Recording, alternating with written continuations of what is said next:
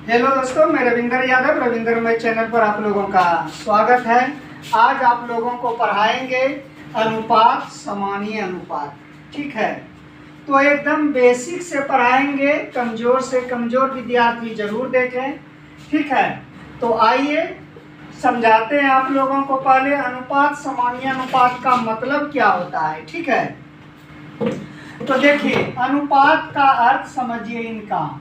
ये अनुपात का अर्थ होता है, ये अनुपात का अर्थ होता है भाग देना। क्या होता है? भाग देना होता है। अनुपात का अर्थ होता है भाग देना, या बटे भी बोल सकते हैं। ठीक है, अनुपात को कैसे संकेत में लिखते हैं? ऐसे दो बिंदा से लिखते हैं संकेत में। ठीक है, दो बिंदा देकर, जैसे उदाहरण के लिए आप लोगों को हम लिखते हैं ये 2:3, 2:3। ठीक है, 2:3। जैसे इनको भाग के रूप में, बटे के रूप में आप कैसे लिख सकते हैं? 2/3। कोई दिक्कत? 4/5 है, तो 4/5 तो नहीं, ऐसे 4:5। तो इनको बटे के रूप में, भाग के रूप में आप लिख सकते हैं। 4/5 लिखिए। कोई दिक्कत? कोई दिक्कत नहीं। अनुपात का अर्थ होता है भाग देना, या बटे के रूप में आप लिख सकते हैं। ठीक है, जैसे उदाहरण के लिए कुछ उदाहरण लिए हैं। अनुपात को दो बिंदा से सूचित किया जाता है। ठीक है, अनुपात का कुछ पॉइंट होता है। अनुपात जो होता है कभी भी नेगेटिव नहीं होता है। अनुपात क्या होता है? कभी भी नेगेटिव नहीं होता है। अनुपात को P/Q के रूप में नहीं लिखा जाता है। ठीक है, और अनुपात को आप, चलिए 2 पॉइंट याद रखिएगा। अनुपात कभी भी नेगेटिव में नहीं होता है। अनुपात कभी भी P/Q के रूप में नहीं लिखा जाता है। ठीक है, और अनुपात जो होता है आपका दशमलव के रूप में नहीं होता है। ये 3 पॉइंट कम से कम याद रखिएगा आप लोग। ठीक है, अब देखिए इनका मतलब समझिए। सामान्य अनुपात का मतलब, इनका मतलब आपको समझना है। ठीक है, इनका अर्थ होता है बराबर। सामान्य अर्थ का मतलब क्या होता है? अर्थ होता है बराबर।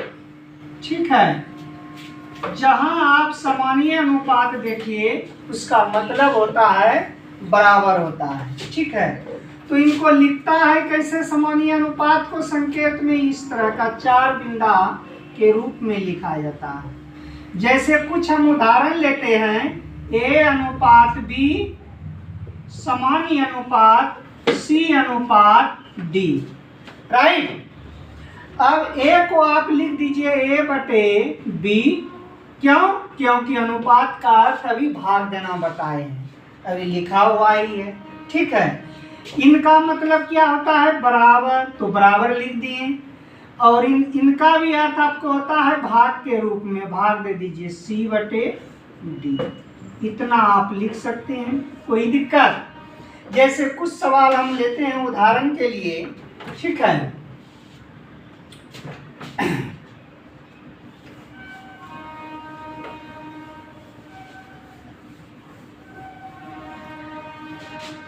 देखिए एग्जाम में कैसा क्वेश्चन पूछा जाता है। कुछ क्वेश्चन हम लिखते हैं। प्रश्न में रहता है यदि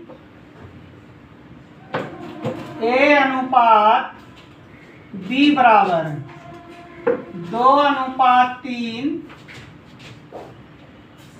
और B/C बराबर 4:5 हो तो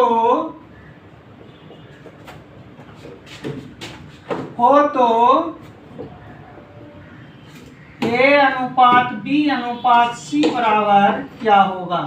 ये पूछ सकता है। ठीक है, एकदम बेसिक से बताएंगे। तो देखिए समझिए पहले, अब A अनुपात B अनुपात C पूछा है, तो आप 2:3 है ये B का मान, 2:3। अब फिर B अनुपात C कितना है, 4:5, तो आप लिख दीजिए 4:5। कोई दिक्कत?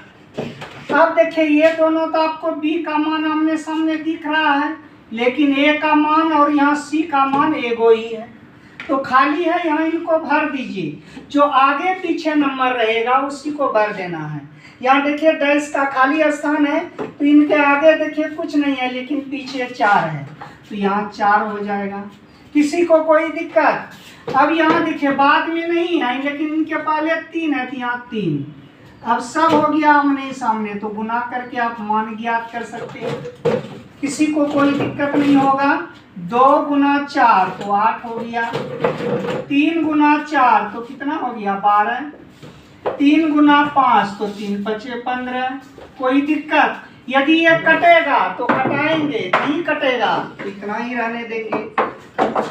तो यही आपका जवाब हो जाएगा। कोई दिक्कत? A का मान 8, B का मान 12, C का मान 15 हो गया। नहीं तो ट्रिक्स भी है, ट्रिक्स भी आप अप्लाई कर सकते हैं।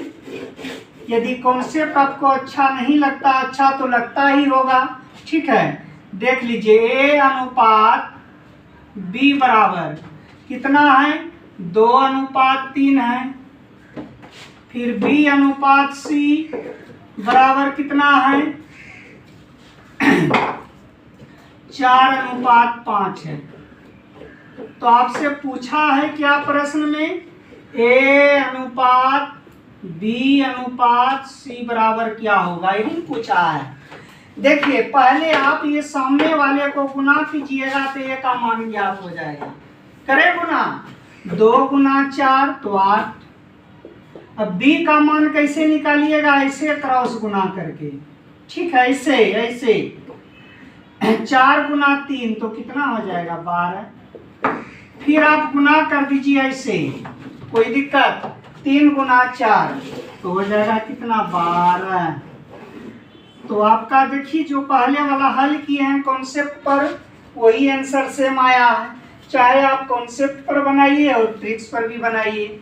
आपको क्या करना है, सामने वाले को पहले गुना करना है, फिर ये क्रॉस गुना करना है, फिर C का मान निकालने के लिए सामने वाले की गुना कर देना है, आपका सही जवाब हो जाएगा। ठीक है, चलिए एक क्वेश्चन और लेते हैं। चलिए स्क्रीनशॉट सब ले लिए होंगे।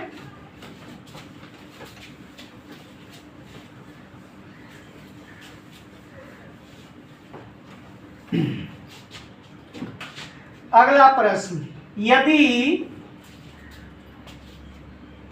A अनुपात B बराबर 4:5 और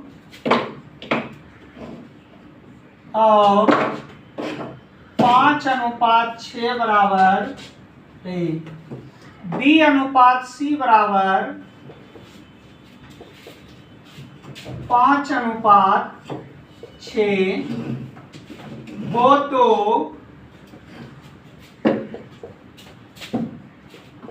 हो तो आपको ज्ञात क्या करना है, A अनुपात B अनुपात C।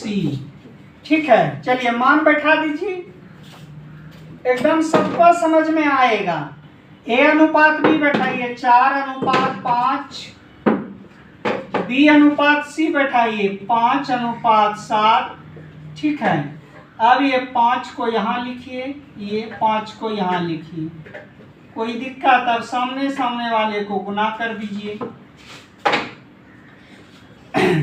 तो कितना आ जाएगा, 4 × 5 = 20, 5 × 5 = 25, 5 × 7 तो 7 × 5 = 35। 5 से सब कट रहा है तो इनको कटा दीजिए।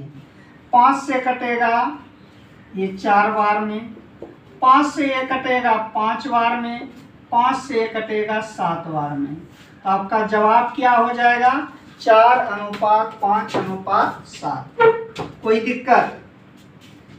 चलिए 2 क्वेश्चन और दे देते हैं जो कि आप लोग बनाइएगा।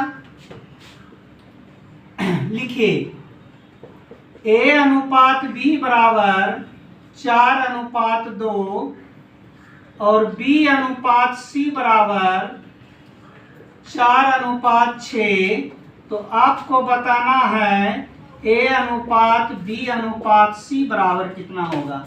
सब कमेंट करके बताइएगा और बताइए इसका क्या जवाब होगा। ठीक है,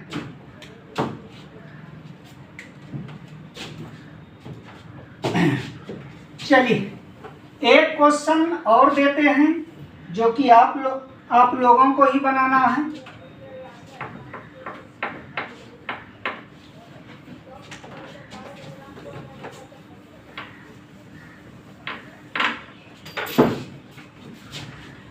चलिए लिखिए को, यदि A अनुपात B बराबर 5:8 अब B अनुपात C बराबर 8:6:4 हो तो आपसे पूछेगा क्या A अनुपात B अनुपात C बराबर क्या होगा। ठीक है, तो आप तुरंत बना सकते हैं। 5:8 लिखिए, फिर 6:4 लिखिए, ट्रिक से भी बना सकते हैं। ठीक है, यहाँ 8 को बढ़ा दीजिए, यहाँ 6 बढ़ा दीजिए, आमने वाले सामने वाले को गुना कर दीजिए।